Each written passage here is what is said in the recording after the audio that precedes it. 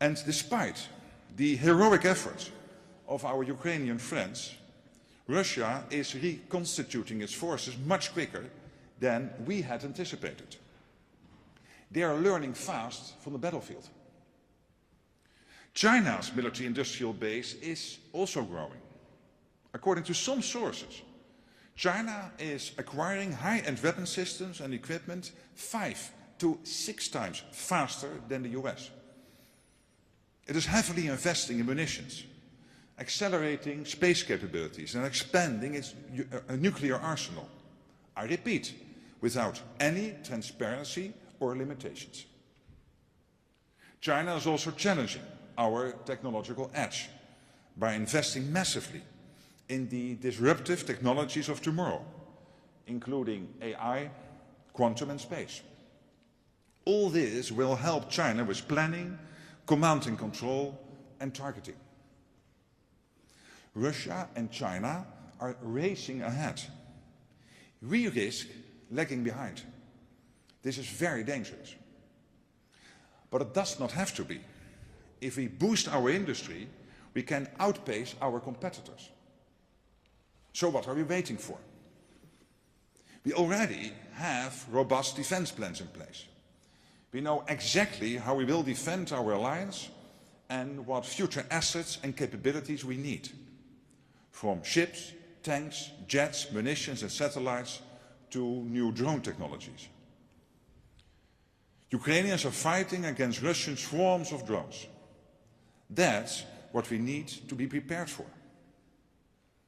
We also already have committed to accelerating the growth of defense industrial capacity and production across the alliance. Now we must deliver. I repeat, deliver on our commitments. We all have a part to play to make this happen.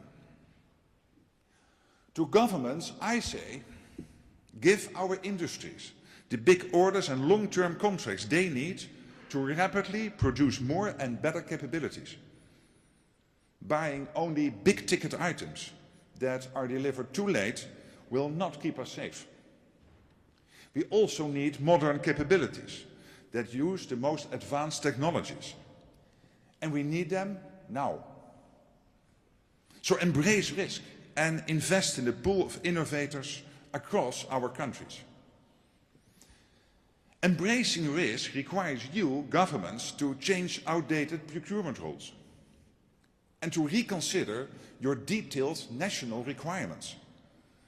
With 1 million casualties on our doorstep, you have no time to waste. As an example, related to armored personal carriers. One nation needs to have the rear door opening to the left. Another needs it to open to the right. And the third one needs it to open upwards. All these requirements are mandatory. Is this how we define our needs and priorities, especially when time is of the essence? This has got to change. I also say to governments, stop creating barriers between each other and between industries, banks and pension funds. Instead, tear these barriers down.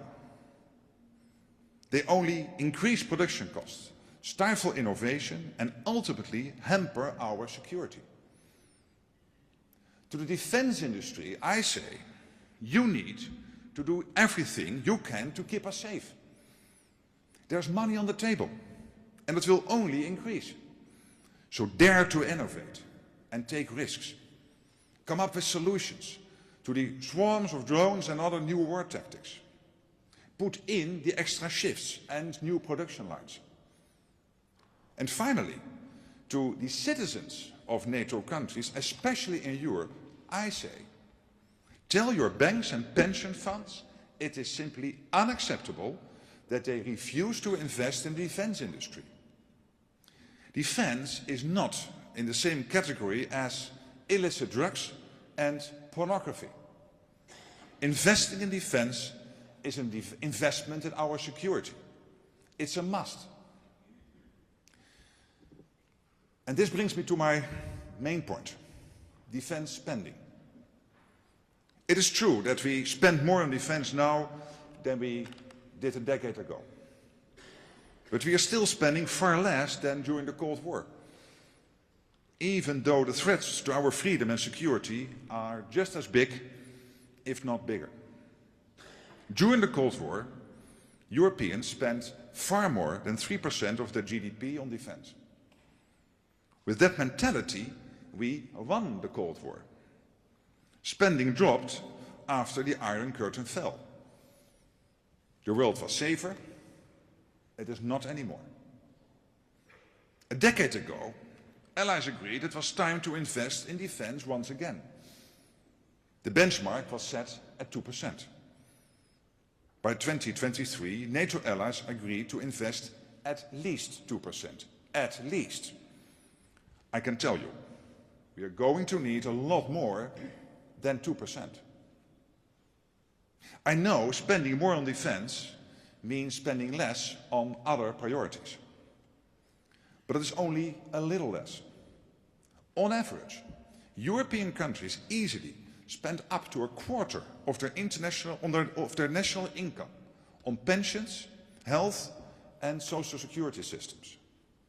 We need a small fraction of that money to make our defenses much stronger and to preserve our way of life. Prioritizing defense requires political leadership. It can be tough and risky in the short term, but it is absolutely essential in the long term. Some people will tell you otherwise. They think strong defense is not the way to peace. Well, they are wrong. Because without strong defense, there is no lasting security. And without security, there is no freedom for our children and grandchildren. No schools, no hospitals, no businesses. There is nothing. Those who lived through the Second World War know this. And our Ukrainian friends are living it every day. When I was in Kharkiv earlier this year, I saw so many buildings completely destroyed. I stood in rubble, where homes used to be, where families used to live. I saw schools moved underground into metro stations. It was very moving to see children so eager to learn and teachers so eager to teach, despite their lives being completely disrupted. I visited the wounded in hospitals, soldiers that lost limbs.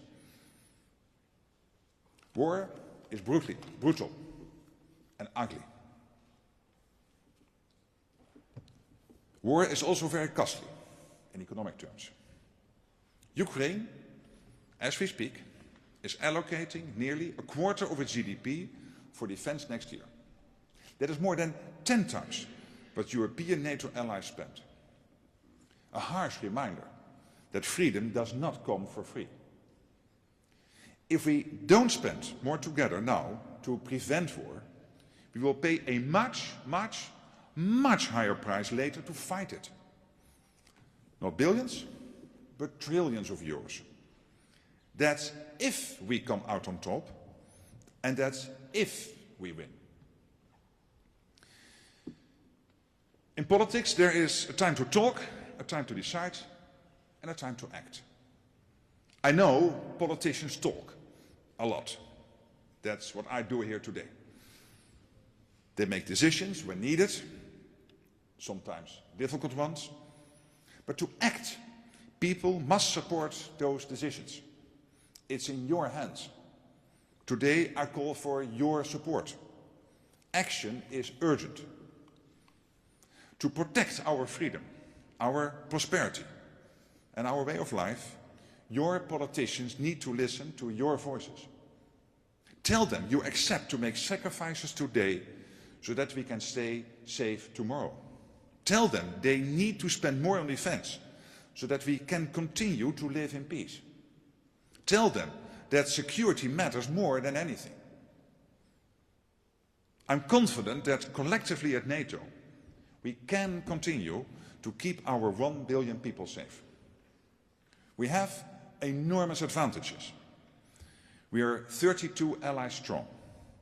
Together, NATO allies represent half of the world's economic and military might. We have exceptional intelligence services, innovative industries and businesses, some of the best universities and research institutions in the world. And we have many partners across the globe. When we put our minds and political will to it, there's nothing we cannot do. Europe and North America together. Our adversaries think they are tough and we are soft. They invade other countries while we uphold international rules. They oppress their people while we cherish freedom. They should remember that there is no greater power than democracies coming together. When we are attacked, our response is fierce. To ensure no one ever considers attacking us, we must maintain long-term deterrence. We can do this. We have done it before. We can do it again.